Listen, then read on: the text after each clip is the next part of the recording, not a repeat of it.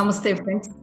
I am Swaruparani from Crystal Empire YouTube channel నుండి మనం 9 రోజుల నుంచి చక్కగా నవగ్రహాలకి కనెక్ట్ అయ్యి రోజు యొక్క గ్రహం యొక్క అనుగ్రహాన్ని సంపూర్ణంగా తీసుకొని ఎవరికైనా పుట్టినప్పుడు బర్త్ చార్ట్లో ఏ గ్రహం యొక్క అనుగ్రహం సరిగా లేకపోయినా బాబాజీ యొక్క అనుగ్రహంతో మన పూర్ణాత్మల యొక్క సహాయంతో శివకామేశ్వరి తల్లి నటరాజస్వామి యొక్క అనుగ్రహంతో విశ్వమాత యొక్క సహాయంతో మనం అక్కడ ఏదైతే ఏ గ్రహం అయితే మనకు అనుగ్రహంగా లేదో లేదా ఆల్రెడీగా అనుగ్రహంగా ఉన్న యొక్క గ్రహం యొక్క ఆశీర్వచనాన్ని మరింతగా తీసుకొని మనం చక్కగా సుఖంగా సంతోషంగా ఆనందంగా మనము మన కుటుంబ సభ్యులు అందరము కూడాను హ్యాపీగా ఉండటం కోసం ఈ నవగ్రహ గాయత్రిని మనం రోజు చేస్తున్నాము.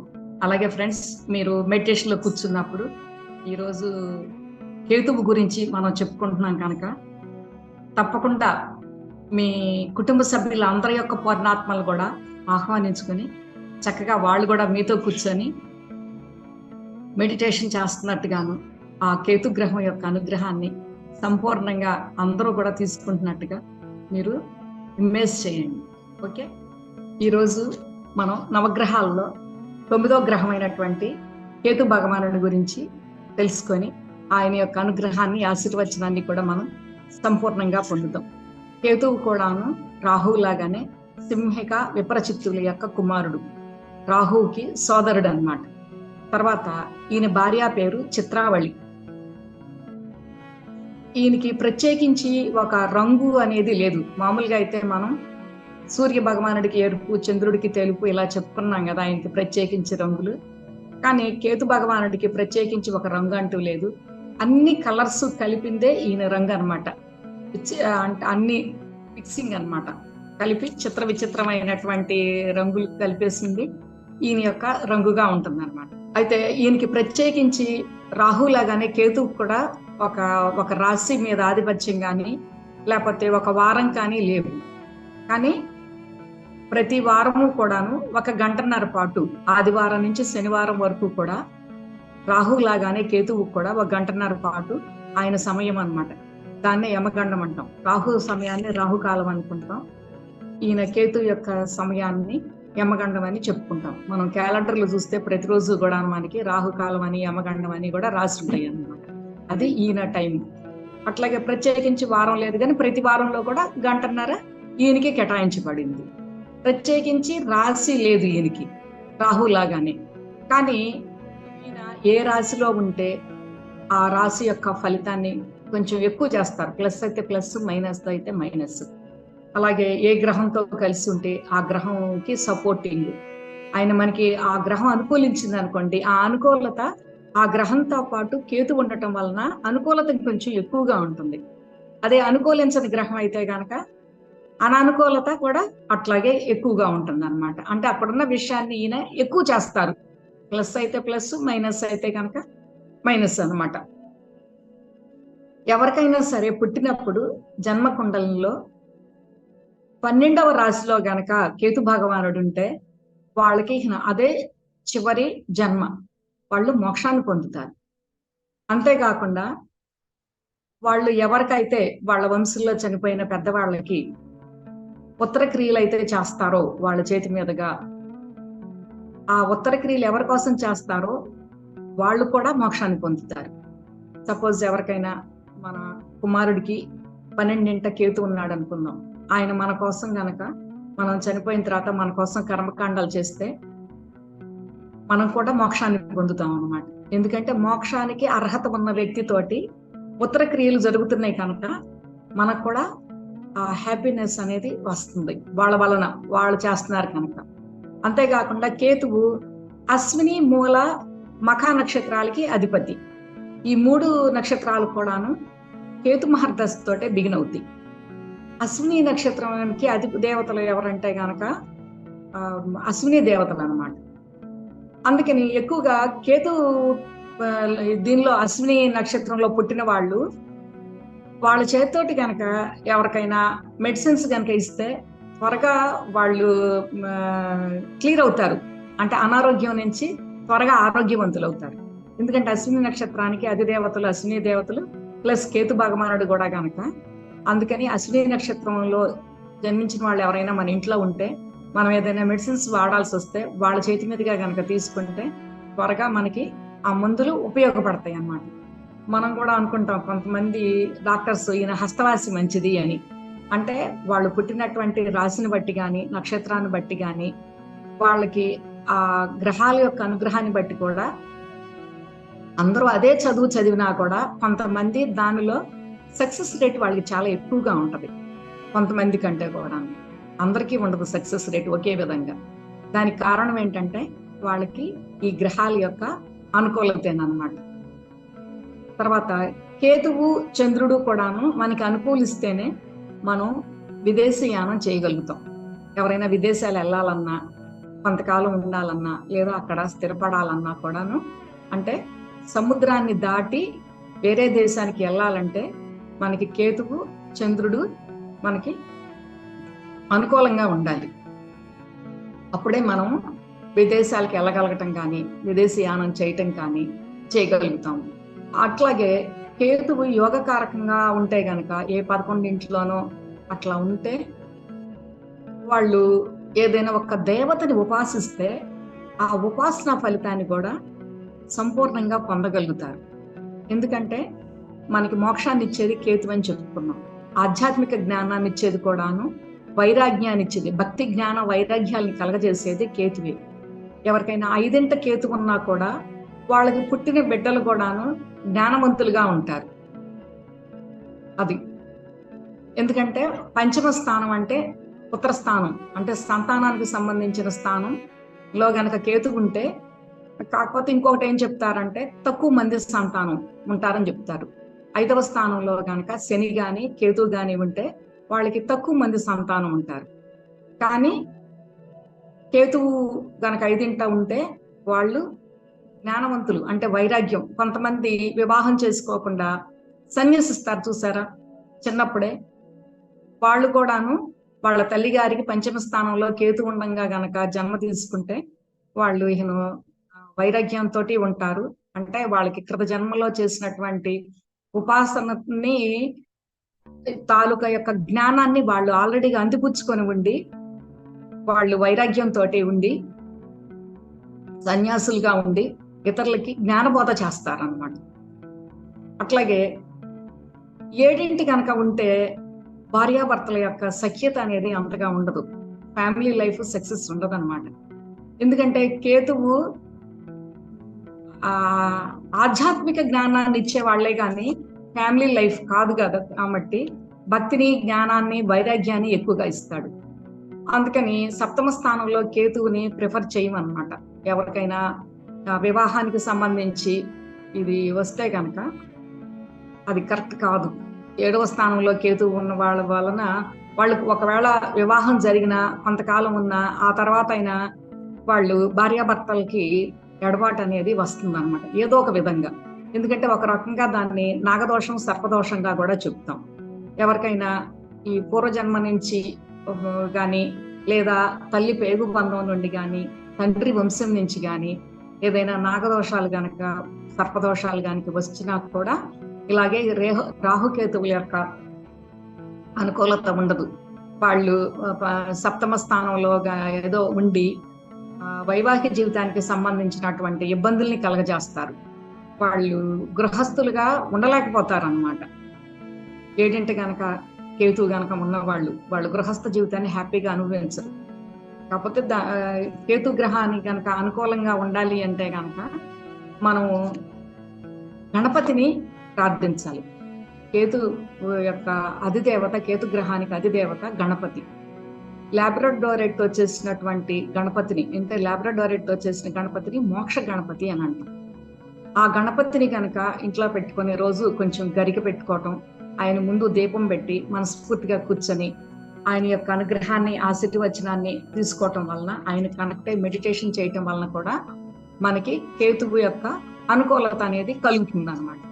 కేతువు బాగోకపోతే కనుక తరచూ పీడకలలు రావటం కానీ, మానసిక వ్యాకులత, ప్రేతాత్మల వలన భయము, పిశాచ బాధలు, తరచూ వీళ్ళ మీద ఎవరైనా ప్రయోగాలు చేయటం కానీ, ప్రయోగ బారిన పడటం కానీ ఇట్లాంటివన్నీ కూడాను జరుగుతూ ఉంటాయండి. అందుకని అలాంటప్పుడు వాళ్ళు గణపతిని ఉపాసించాలి. అట్లాగే పంచముఖ ఆంజనేయ స్వామిని ఎవరికైనా తరచు పిశాచ బాధలు కానీ లేదనుకుంటే ప్రేతాత్మల వలన ఇబ్బందులు కానీ ఉంటే పంచముఖ ఆంజనేయ స్వామి ఫోటోని పెట్టుకొని ఆయనకి నమస్కరించుకొని, కొంతమంది అయితే కనుక ఆయనకి ఏ మాల ఇస్తే బెస్ట్ అనేది కూడా వస్తుంది అనమాట.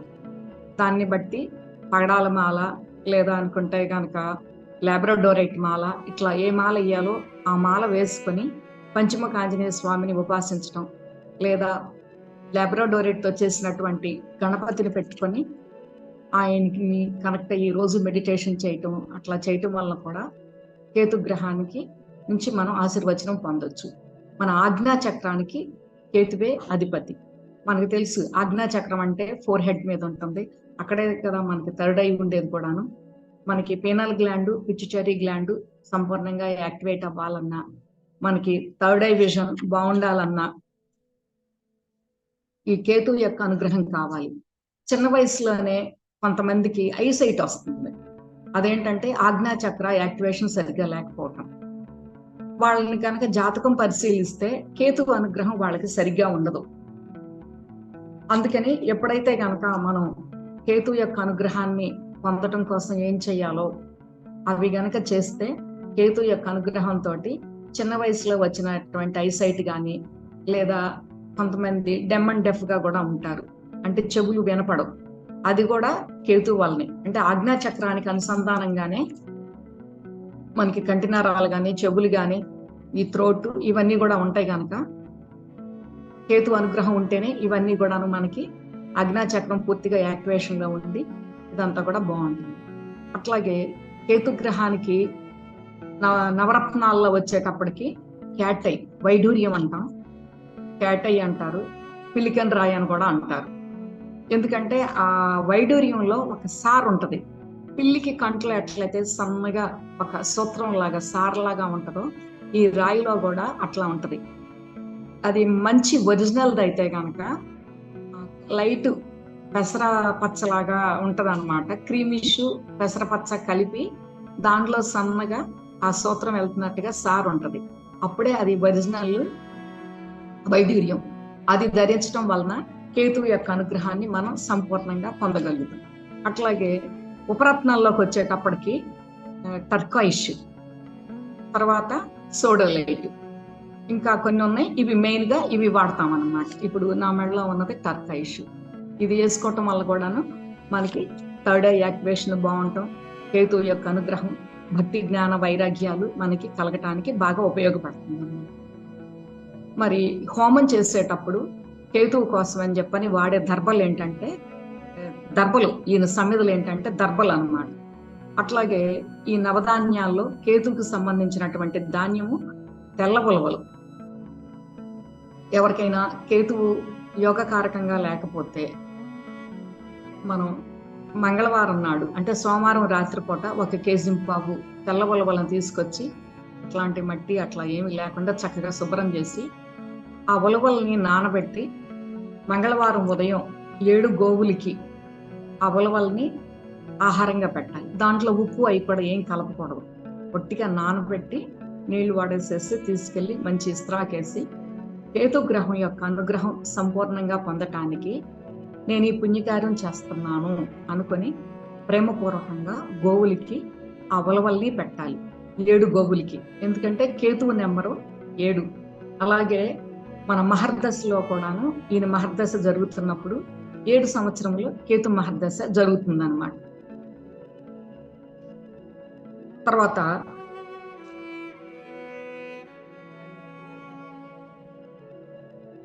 ఇట్లా చేయటం వల్ల ఏమవుతుందంటే మనం కేతువు యొక్క అనుగ్రహాన్ని పొందుతాం. అంతేకాకుండా కేతువు యొక్క అనుగ్రహాన్ని పొందాలి అంటే ముసలి వాళ్ళకి, అంటే 70+ వయసులో ఉన్నటువంటి పెద్దవాళ్ళకి, ముసలి వాళ్ళకి కూడా మనం సర్వీస్ చేయటం అంటే ఊరికే ఏదో వాళ్ళకి ఏదో ఒక 1000 రూపాయలు 100 రూపాయలు ఇవ్వటం కాదండి. వాళ్ళకి ఏదైనా అవసరం ఉంటే, కొంచెం పెద్ద వయసు వచ్చిన తర్వాత వాళ్ళు బయటికి వెళ్ళలేకపోతారు, అన్ని చేయలేకపోతారు. అట్లాంటి వాళ్ళకి, వాళ్ళు మన తల్లిదండ్రులు అవ్వచ్చు, మన అత్తమామలు అవ్వచ్చు, లేదా మన ఇరుగు పొరుగు అవ్వచ్చు, మనకి తెలిసిన వాళ్ళు అవ్వచ్చు, ఎవరైనా పెద్దవాళ్ళకి ఏదైనా కావాలంటే వాళ్ళకి మన సహాయ సహకారాలని మనం అందించగలిగినంత వరకు మనం అందించడం కూడా వలన కూడా, ఎందుకంటే పెద్దవాళ్ళకి సర్వీస్ చేస్తే శని భగవానుడు, కేతువు మనకి చాలా అనుకూలంగా ఉంటారు. వాళ్ళకి చాలా ఇష్టం అన్నమాట. అంటే అట్లాంటి సర్వీస్ ఎవరైతే చేస్తారో వాళ్ళకి కేతువు పూర్తిగాను అనుగ్రహంగా ఉంటారన్నమాట. తేలిక క్రిత జన్మల్లో ఏదో తప్పులు చేస్తాం. అత్తగారిని మామగారిని చూడకపోవటము, లేకపోతే తల్లిదండ్రులు పెద్ద వయసులో చూడకపోవటము, లేదా సర్పాలకి ఇబ్బంది కలిగించటము, ఇలాంటివి ఏవో చేయటం వల్లనే కేతువు యొక్క అనుగ్రహాన్ని మనం పొందలేకపోతాం. లేదా అలాగే మన పూర్వీకులు, మన తల్లి తరపున కానీ తండ్రి తరపున కానీ ఎవరైనా చేసిన అలాంటి కర్మలు మనకి తల్లి పేగు బంధం ద్వారా కానీ తండ్రి వంశం ద్వారా కానీ లేదా కృత జన్మలో మనం చేసిన దాన్ని బట్టి వచ్చినా కూడా మనం తెలియక అజ్ఞానంతో చేశాం కనుక కేతువు అష్టదిక్కుల్లో వాయవ్య దిక్కుకి అధిపతి అన్నమాట. మనం చక్కగా ఇంటి బయటకు వెళ్ళి వాయవ్యం వైపుకి నిలబడి, మన ముఖాన్ని వాయవ్యం వైపుకి పెట్టుకొని నిలబడి కేతువుకి, ఆయన భార్య చిత్రావళికి, ఆయన తల్లిదండ్రులకు కూడాను మనస్ఫూర్తిగా క్షమాపణ చెప్పి, తెలియక అజ్ఞానంతో గత జన్మలో నేను ఏదైనా తప్పు చేసిన నా తల్లి తరపున కానీ మా తండ్రి వంశస్థులు కానీ దయచేసి క్షమించి మేము విశ్వానికి కుటుంబానికి మరింత ఉపయోగపడేలాగా మీ అనుగ్రహాన్ని ఆశీర్వచనాన్ని ఇవ్వండి అని మనం మనస్ఫూర్తిగా కేతువుని క్షమాపణ అడగవచ్చు. అట్లా ఒక 14 రోజులు 15 రోజులు అడగటం వల్ల ఏమవుతుందంటే మనం డైరెక్ట్ గా కేతువుకే క్షమాపణ చెప్తున్నాం కనుక ఆయన మనల్ని క్షమించి మనకి యోగిస్తారు. అప్పుడు మనకి ఆధ్యాత్మిక జ్ఞానాన్ని, మోక్షాన్ని పొందగలిగే అర్హతని కూడాను మనము తెచ్చుకోగలుగుతాం అన్నమాట. అయితే వైడూర్యంతో పాటు ఆ టర్కాయిష్, సోడోలైట్ కూడాను ఈ ఉపరత్నాలు అందరూ కూడాను వైడూర్యమే ధరించవలసిన అవసరం కూడా ఉండదండి. కొంతమందికి టర్కాయిష్ ధరించిన, అట్లాగే సోడోలైట్ ని ధరించినా కూడాను వాళ్ళకి ఆ కేతువు యొక్క అనుగ్రహాన్ని పొందగలుగుతారు. ఒకవేళ భర్త చార్ట్ ప్రకారం కేతువు గనక బాగోకపోతే మనం మేషం నుంచి మీనం వరకు ఉన్నటువంటి చార్ట్ తీసుకొని ఏ చార్ట్ లో అంటే ఏ గ్రహం యొక్క అనుగ్రహం సరిగ్గా లేదో దానికి సంబంధించినటువంటి క్రిస్టల్ని, ఉపరత్నాలని ఆ గడిలో గనక పెట్టుకుంటే ఆ జ్ఞానాన్ని, అంటే వాళ్ళ యొక్క శక్తిని మనం పొందగలుగుతాము. ఏ గ్రహం అనుగ్రహం సరిగ్గా లేదో ఆ గ్రహం యొక్క అనుగ్రహాన్ని మనము పూర్తిగా తీసుకోగలుగుతాం.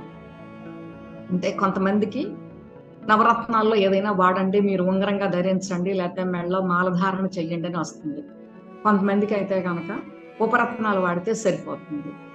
అట్లాగే మనకి ఒక 4-5 గ్రహాలు అనుకూలంగా లేకపోతే 4-5 రకాల ఉంగరాలు పెట్టుకోవటం, 4-5 రకాల మాలల్ని వేసుకోలేం కనుక ఏ గ్రహం అనుగ్రహం సరిగ్గా లేదు మనం చక్కగా తెలుసుకొని మేషం నుంచి మీనం వరకు 12 రాశులు ఉన్నటువంటి చార్ట్ తీసుకొని ఆ చార్ట్ మీద ఏ గ్రహం అనుకూలంగా లేదో ఆ గ్రహం యొక్క అనుకూలత కోసం ఆ అనుకూలతను ఇచ్చేటటువంటి క్రిస్టల్ ఏదైతే ఉందో దాన్ని చెక్ చేసుకొని ఎంత వెయిట్ది పెట్టాలో అంత వెయిట్ది దాని మీద పెట్టుకోవటం వల్ల కూడాను మనకి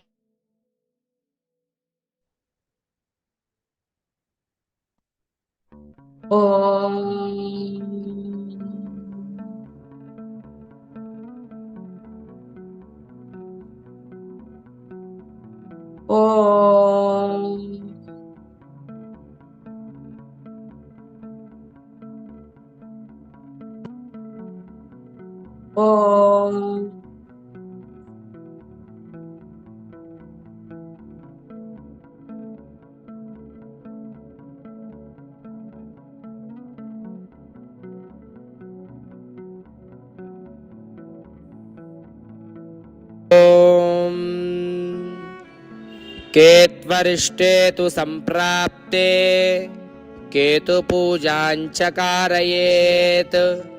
केतुध्यानं प्रवक्ष्यामि ज्ञानपीडोपशान्तये। ॐ तमोग्रहाय विद्महे ध्वजस्थिताय धीमहि तन्नः केतुः प्रचोदयात्। ॐ तमोग्रहाय विद्महे ध्वजस्थिताय धीमहि तन्नः केतुः प्रचोदयात्। ॐ तमोग्रहाय विद्महे ध्वजस्थिताय धीमहि तन्नः केतुः प्रचोदयात्। ॐ तमोग्रहाय विद्महे ध्वजस्थिताय धीमहि तन्नः केतुः प्रचोदयात्। ॐ तमोग्रहाय विद्महे ध्वजस्थिताय धीमहि तन्नः केतुः प्रचोदयात्। ॐ तमोग्रहाय विद्महे ध्वजस्थिताय धीमहि तन्नः केतुः प्रचोदयात्। ॐ तमोग्रहाय विद्महे ध्वजस्थिताय धीमहि तन्नः केतुः प्रचोदयात्। ॐ तमोग्रहाय विद्महे ध्वजस्थिताय धीमहि तन्नः केतुः प्रचोदयात्। ॐ तमोग्रहाय विद्महे ध्वजस्थिताय धीमहि तन्नः केतुः प्रचोदयात्। ॐ तमोग्रहाय विद्महे ध्वजस्थिताय धीमहि तन्नः केतुः प्रचोदयात्। ॐ तमोग्रहाय विद्महे ध्वजस्थिताय धीमहि तन्नः केतुः प्रचोदयात्। ॐ तमोग्रहाय विद्महे ध्वजस्थिताय धीमहि तन्नः केतुः प्रचोदयात्। ॐ तमोग्रहाय विद्महे ध्वजस्थिताय धीमहि तन्नः केतुः प्रचोदयात्। ॐ तमोग्रहाय विद्महे ध्वजस्थिताय धीमहि तन्नः केतुः प्रचोदयात्। ॐ तमोग्रहाय विद्महे ध्वजस्थिताय धीमहि तन्नः केतुः प्रचोदयात्।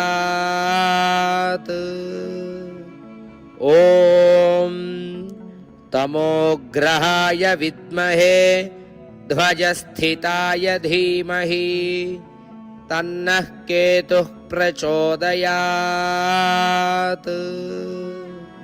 ॐ तमोग्रहाय विद्महे ध्वजस्थिताय धीमहि तन्नः केतुः प्रचोदयात्। ॐ तमोग्रहाय विद्महे ध्वजस्थिताय धीमहि तन्नः केतुः प्रचोदयात्। ॐ तमोग्रहाय विद्महे ध्वजस्थिताय धीमहि तन्नः केतुः प्रचोदयात्। ॐ तमोग्रहाय विद्महे ध्वजस्थिताय धीमहि तन्नः केतुः प्रचोदयात्। ॐ तमोग्रहाय विद्महे ध्वजस्थिताय धीमहि तन्नः केतुः प्रचोदयात्। ॐ तमोग्रहाय विद्महे ध्वजस्थिताय धीमहि तन्नः केतुः प्रचोदयात्। ॐ तमोग्रहाय विद्महे ध्वजस्थिताय धीमहि तन्नः केतुः प्रचोदयात्।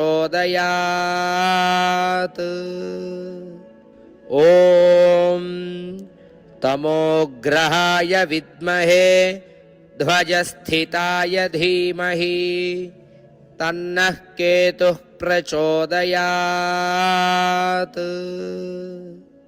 ॐ तमोग्रहाय विद्महे ध्वजस्थिताय धीमहि तन्नः केतुः प्रचोदयात्।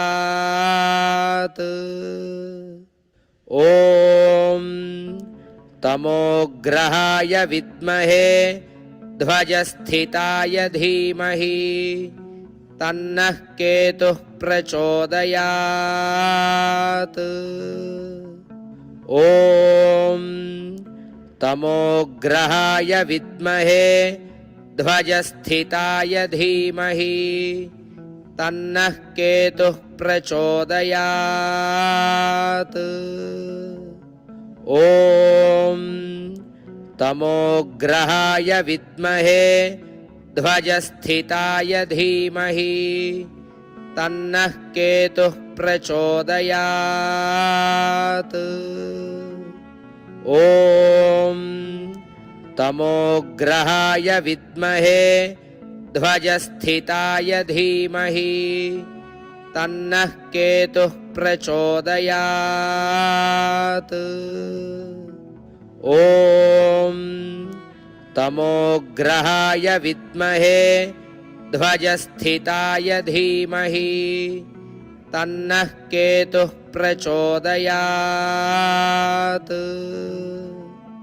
ॐ तमोग्रहाय विद्महे ध्वजस्थिताय धीमहि तन्नः केतुः प्रचोदयात्। ॐ तमोग्रहाय विद्महे ध्वजस्थिताय धीमहि तन्नः केतुः प्रचोदयात्। ॐ तमोग्रहाय विद्महे ध्वजस्थिताय धीमहि तन्नः केतुः प्रचोदयात्। ॐ तमोग्रहाय विद्महे ध्वजस्थिताय धीमहि तन्नः केतुः प्रचोदयात्। ॐ तमोग्रहाय विद्महे ध्वजस्थिताय धीमहि तन्नः केतुः प्रचोदयात्। ॐ तमोग्रहाय विद्महे ध्वजस्थिताय धीमहि तन्नः केतुः प्रचोदयात्। ॐ तमोग्रहाय विद्महे ध्वजस्थिताय धीमहि तन्नः केतुः प्रचोदयात्। ॐ तमोग्रहाय विद्महे ध्वजस्थिताय धीमहि तन्नः केतुः प्रचोदयात्। ॐ तमोग्रहाय विद्महे ध्वजस्थिताय धीमहि तन्नः केतुः प्रचोदयात्। ॐ तमोग्रहाय विद्महे ध्वजस्थिताय धीमहि तन्नः केतुः प्रचोदयात्। ॐ तमोग्रहाय विद्महे ध्वजस्थिताय धीमहि तन्नः केतुः प्रचोदयात्। ॐ तमोग्रहाय विद्महे ध्वजस्थिताय धीमहि तन्नः केतुः प्रचोदयात्। ॐ तमोग्रहाय विद्महे ध्वजस्थिताय धीमहि तन्नः केतुः प्रचोदयात्। ॐ तमोग्रहाय विद्महे ध्वजस्थिताय धीमहि तन्नः केतुः प्रचोदयात्। ॐ तमोग्रहाय विद्महे ध्वजस्थिताय धीमहि तन्नः केतुः प्रचोदयात्। ॐ तमोग्रहाय विद्महे ध्वजस्थिताय धीमहि तन्नः केतुः प्रचोदयात्। ॐ तमोग्रहाय विद्महे ध्वजस्थिताय धीमहि तन्नः केतुः प्रचोदयात्।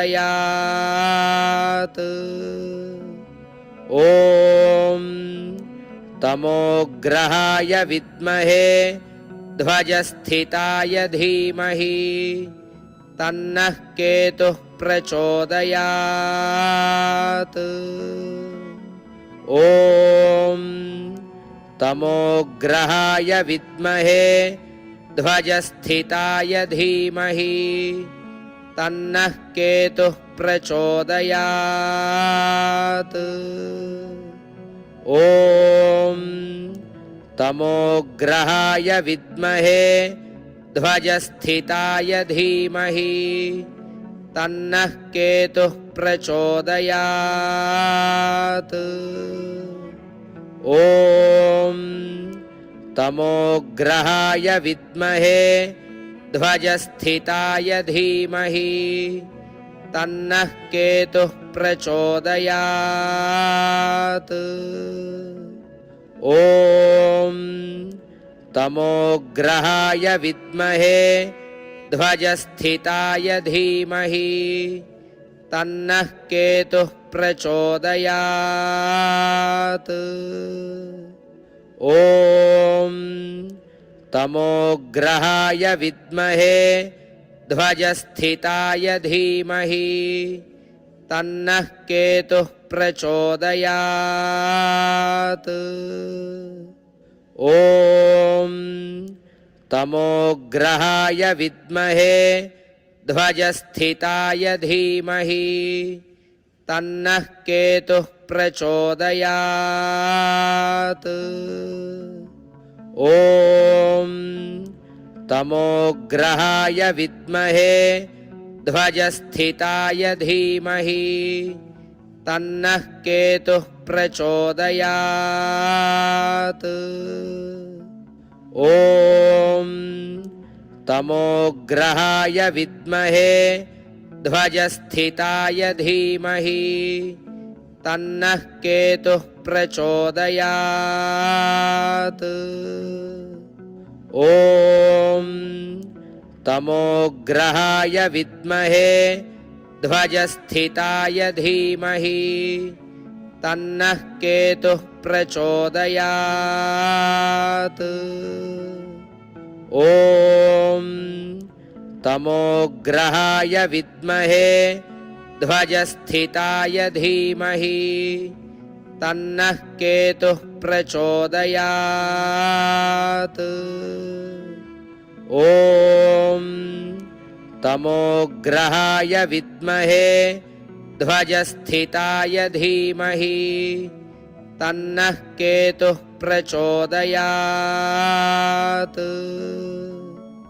ॐ तमोग्रहाय विद्महे ध्वजस्थिताय धीमहि तन्नः केतुः प्रचोदयात्। ॐ तमोग्रहाय विद्महे ध्वजस्थिताय धीमहि तन्नः केतुः प्रचोदयात्।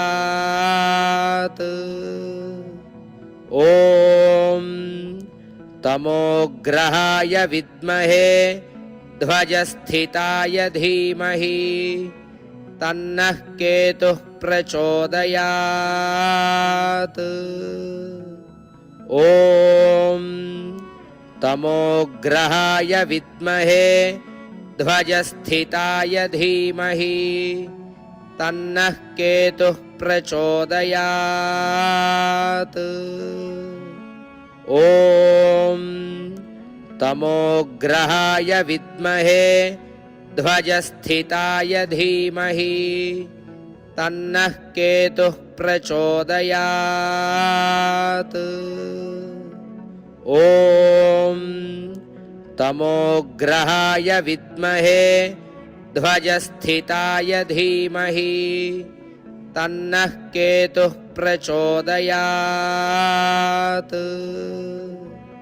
ॐ तमोग्रहाय विद्महे ध्वजस्थिताय धीमहि तन्नः केतुः प्रचोदयात्।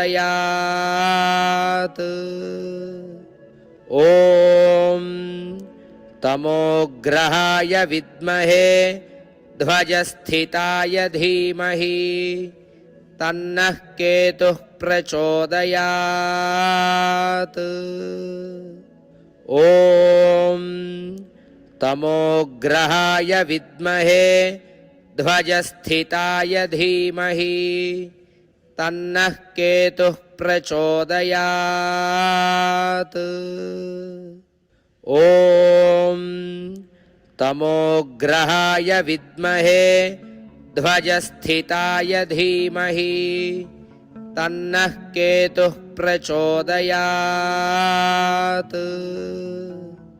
ॐ तमोग्रहाय विद्महे ध्वजस्थिताय धीमहि तन्नः केतुः प्रचोदयात्।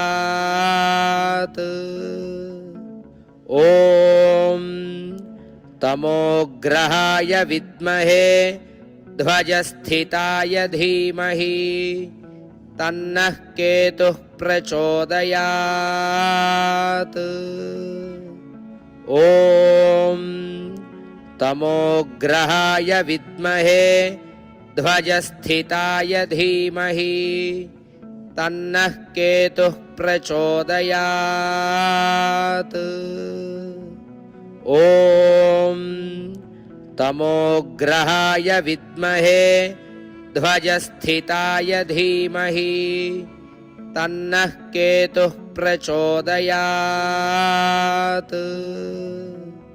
ॐ तमोग्रहाय विद्महे ध्वजस्थिताय धीमहि तन्नः केतुः प्रचोदयात्।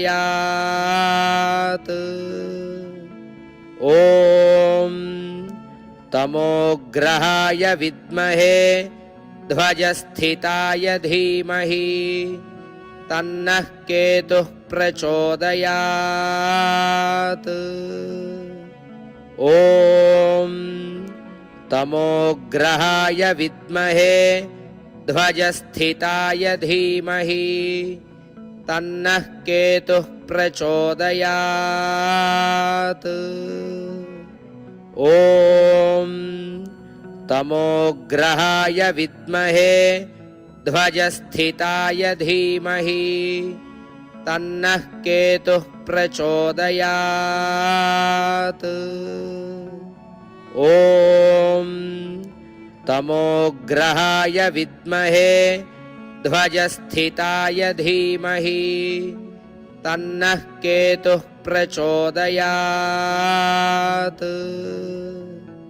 ॐ तमोग्रहाय विद्महे ध्वजस्थिताय धीमहि तन्नः केतुः प्रचोदयात्।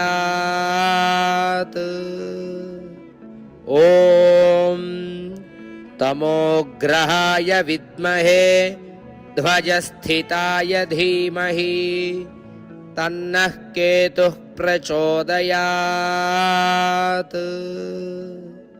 ॐ तमोग्रहाय विद्महे ध्वजस्थिताय धीमहि तन्नः केतुः प्रचोदयात्। ॐ तमोग्रहाय विद्महे ध्वजस्थिताय धीमहि तन्नः केतुः प्रचोदयात्। ॐ तमोग्रहाय विद्महे ध्वजस्थिताय धीमहि तन्नः केतुः प्रचोदयात्।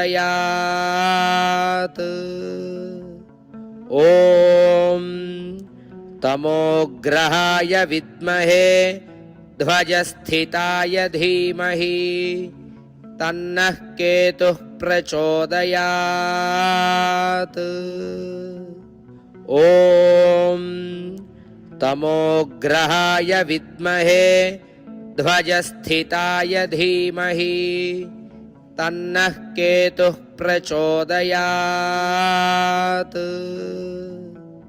ॐ तमोग्रहाय विद्महे ध्वजस्थिताय धीमहि तन्नः केतुः प्रचोदयात्। ॐ तमोग्रहाय विद्महे ध्वजस्थिताय धीमहि तन्नः केतुः प्रचोदयात्। ॐ तमोग्रहाय विद्महे ध्वजस्थिताय धीमहि तन्नः केतुः प्रचोदयात्। ॐ तमोग्रहाय विद्महे ध्वजस्थिताय धीमहि तन्नः केतुः प्रचोदयात्। ॐ तमोग्रहाय विद्महे ध्वजस्थिताय धीमहि तन्नः केतुः प्रचोदयात्।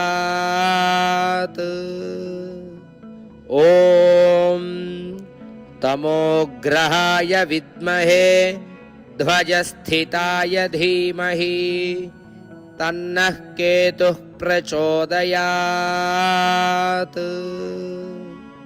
ॐ तमोग्रहाय विद्महे ध्वजस्थिताय धीमहि तन्नः केतुः प्रचोदयात्। ॐ तमोग्रहाय विद्महे ध्वजस्थिताय धीमहि तन्नः केतुः प्रचोदयात्। ॐ तमोग्रहाय विद्महे ध्वजस्थिताय धीमहि तन्नः केतुः प्रचोदयात्। ॐ तमोग्रहाय विद्महे ध्वजस्थिताय धीमहि तन्नः केतुः प्रचोदयात्। ॐ तमोग्रहाय विद्महे ध्वजस्थिताय धीमहि तन्नः केतुः प्रचोदयात्। ॐ तमोग्रहाय विद्महे ध्वजस्थिताय धीमहि तन्नः केतुः प्रचोदयात् ॐ तमोग्रहाय विद्महे ध्वजस्थिताय धीमहि तन्नः केतुः प्रचोदयात्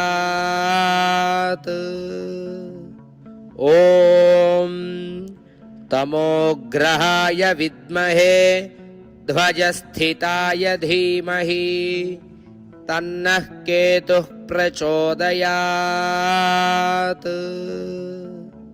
ॐ तमोग्रहाय विद्महे ध्वजस्थिताय धीमहि तन्नः केतुः प्रचोदयात् ॐ तमोग्रहाय विद्महे ध्वजस्थिताय धीमहि तन्नः केतुः प्रचोदयात् ॐ तमोग्रहाय विद्महे ध्वजस्थिताय धीमहि तन्नः केतुः प्रचोदयात् ॐ तमोग्रहाय विद्महे ध्वजस्थिताय धीमहि तन्नः केतुः प्रचोदयात् ॐ तमोग्रहाय विद्महे ध्वजस्थिताय धीमहि तन्नः केतुः प्रचोदयात् ॐ तमोग्रहाय विद्महे ध्वजस्थिताय धीमहि तन्नः केतुः प्रचोदयात् ॐ तमोग्रहाय विद्महे ध्वजस्थिताय धीमहि तन्नः केतुः प्रचोदयात् ॐ तमोग्रहाय विद्महे ध्वजस्थिताय धीमहि तन्नः केतुः प्रचोदयात् ॐ तमोग्रहाय विद्महे ध्वजस्थिताय धीमहि तन्नः केतुः प्रचोदयात्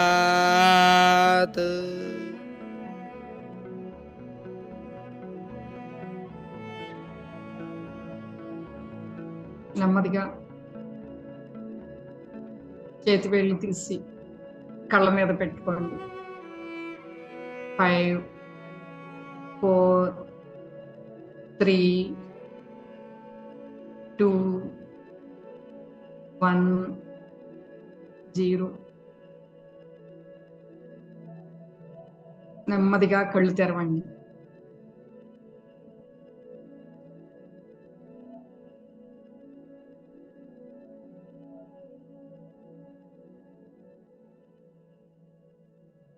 okay friends,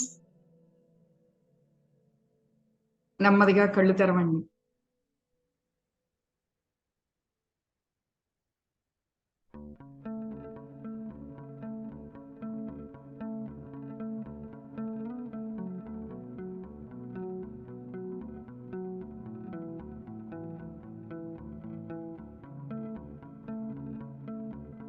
Open your eyes slowly.